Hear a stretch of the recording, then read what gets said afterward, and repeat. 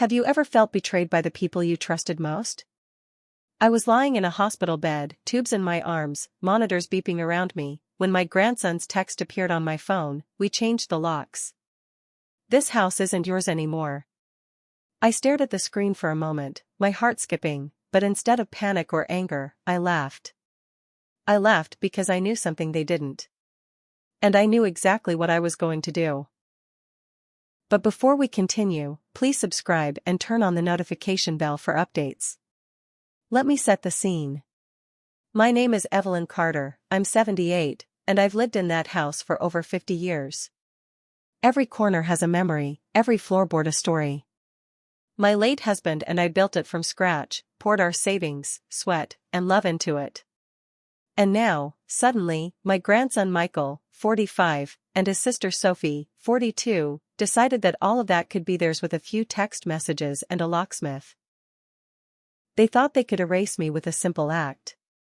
Did they really think I'd sit quietly in a hospital bed and let them steal everything my husband and I had built? Michael's text was casual, smug even.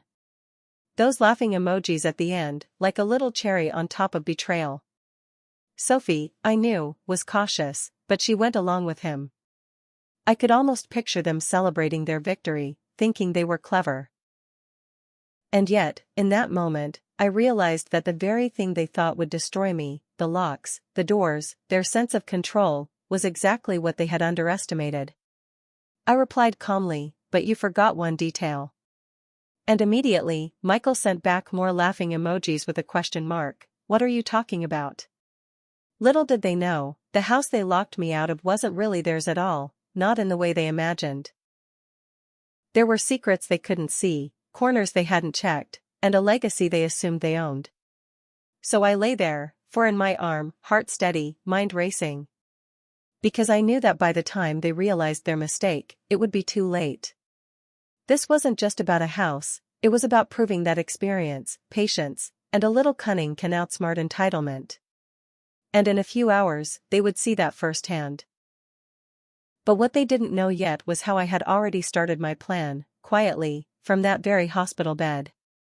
Little did they realize, the house they thought was theirs to command was about to become a stage for a lesson they would never forget. And it all started with one detail they had missed entirely. They changed the locks. But here's the thing, they didn't see what was coming. I could picture Michael and Sophie, grinning, thinking they had won. Did they really think that a few clicks of a key and a new door handle could erase 50 years of family history? That's when I realized just how little they knew. I lay in that hospital bed, listening to the beeping monitors, and smiled. You see, the house wasn't just a building. It was a map of memories, a vault of secrets. I had hidden things over the years, little rooms they didn't know existed. Small compartments behind walls, a side apartment tucked under the stairs, a back door only I could open. They thought the front door was everything. It wasn't. Nurse Jenna, bless her heart, came in with my medicine, and I asked her to help me check my phone discreetly. She had no idea what was about to unfold. While Michael and Sophie were busy patting themselves on the back, I was plotting quietly. I typed out a few notes, checked a photo of the house's layout on my tablet, and confirmed that my hidden entrances were untouched. Every detail I'd prepared over the years, the keys, the codes, the legal papers, was exactly where it should be. I asked myself, have you ever underestimated someone just because they seemed powerless?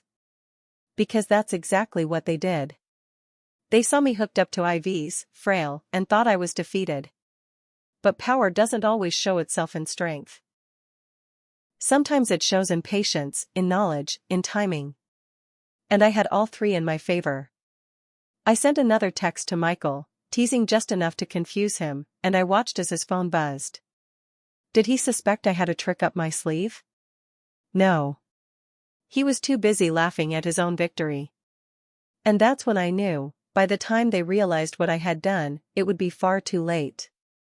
But what came next would change everything, and no one saw it coming. Sometimes the most powerful leverage isn't money, status, or even physical strength, it's knowledge.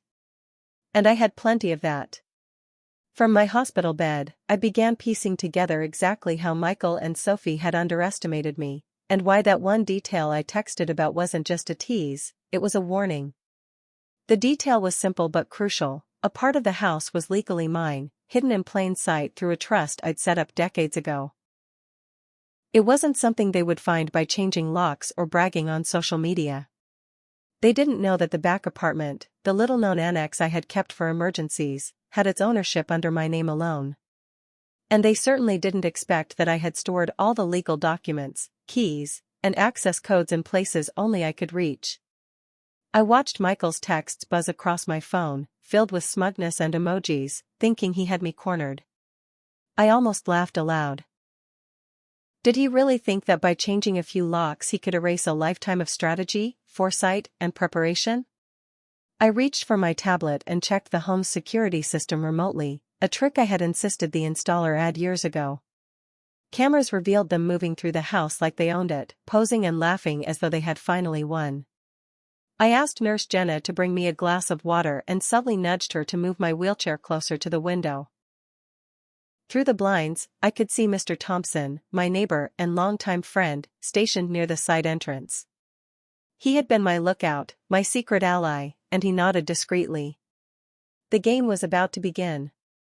And the funniest part? Michael and Sophie didn't even know it yet. They were celebrating, unaware that every move they made, every smug gesture, was being observed. Every so-called victory was already part of my plan.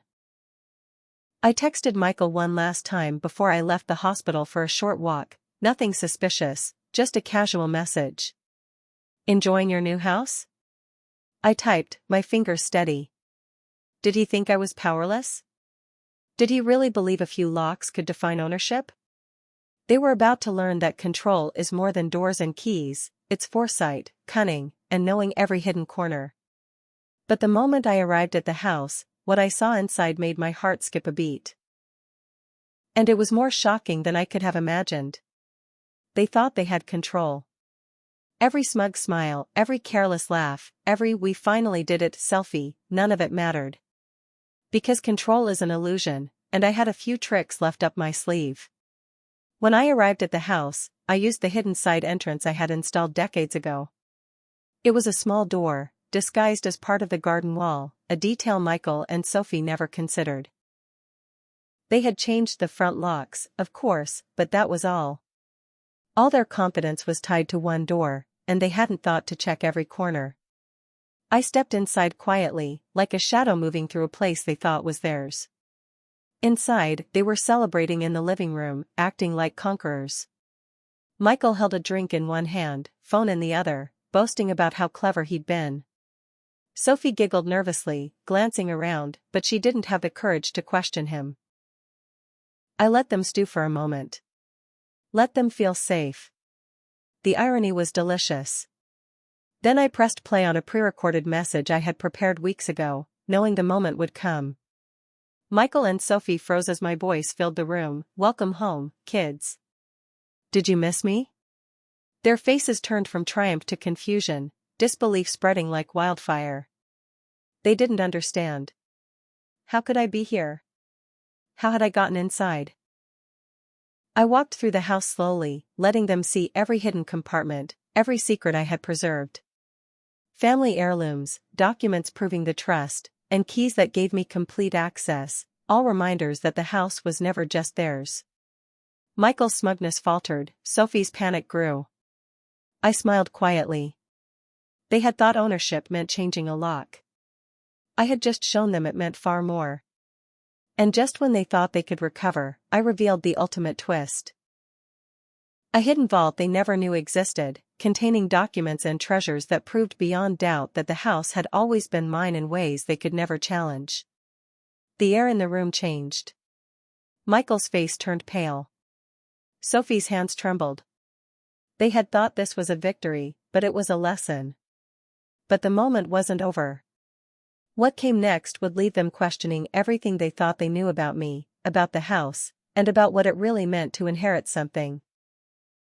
The house was silent now, except for my voice echoing through the rooms, explaining what they still couldn't believe. Michael and Sophie had been so certain of their victory, so convinced that a few locks and a little bravado could erase decades of planning and love. But I calmly showed them the truth. Every document, every hidden key, every corner they had overlooked, it all proved that the house had never truly been theirs. I could see it in their eyes. The disbelief, the shame, the slow recognition that they had underestimated me. Michael's pride crumbled first. He had been loud, impulsive, convinced that age and frailty meant defeat. Sophie, quieter, looked as though she wanted to shrink into the floor. But I didn't gloat. There was no need. The house, with its memories and secrets, had spoken for me. The lesson had been delivered. I walked through the living room, tracing my fingers along the edges of familiar furniture, and reminded them of the years my husband and I had poured into this home. The laughter, the celebrations, the tears, it wasn't something they could claim with a key. And yet, I offered them a gesture of grace.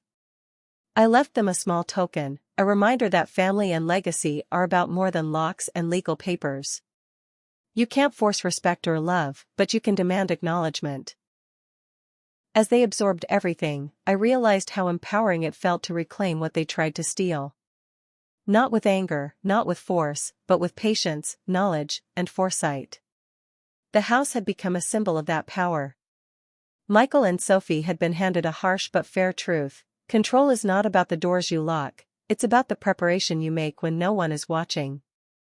I paused at the hidden entrance, locking it behind me one last time, and looked back at the house.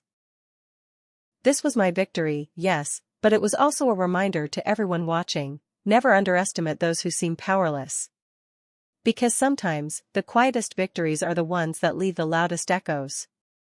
And as I left the house that evening, the sun setting behind the trees, I knew they would remember this lesson for the rest of their lives. They had learned something invaluable: legacy isn't taken. It's preserved, quietly, by those who refuse to be overlooked.